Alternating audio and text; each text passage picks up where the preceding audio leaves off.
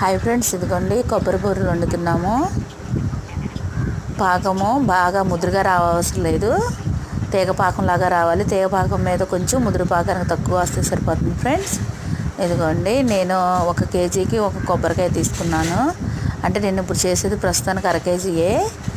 ఒక కొబ్బరి చెప్పు సరిపోయింది. కొబ్బరి చెప్పు మీద కొంచెం వేసాను నేను. ఇదిగోండి, కొబ్బరి కూడా వేసేసిన తర్వాత అప్పుడు బియ్యం పిండి వేసాను. ఇదిగోండి, ఇలా కలిపేసుకోవడమే.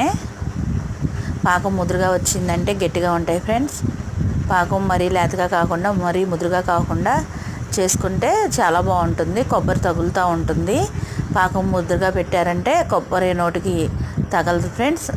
ఇదిగోండి, ఇలా వేసేసుకుని కొంత సగం 3/4 వరకు పిండి పొయ్యి మీద ఉండగా వేసుకున్నారంటే పాకంలో పిండి ఎక్కువ పడుతుంది ఫ్రెండ్స్. కింద పెట్టిన దానికన్నా కొంచెం దించే ముందు కిందకు దించుకుని అలా కలిపేసుకుంటే సరిపోతుంది ఫ్రెండ్స్. ఎప్పుడైనా పొయ్యి మీద ఉండగానే పాకం పెట్టుకుంటే ఫ్రెండ్స్ బాగా పిండి పట్టి మనకి బాగుంటుంది ఫ్రెండ్స్. మళ్ళీ నేను కొంచెమే అని పొయ్యి అవతలకు పెట్టాను ఫ్రెండ్స్.